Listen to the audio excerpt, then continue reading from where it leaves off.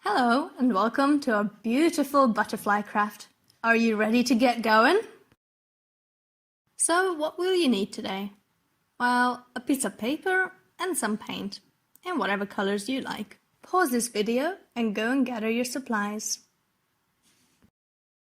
Got everything you need?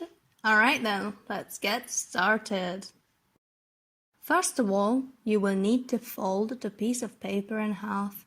Don't worry if the line is not exactly in the middle.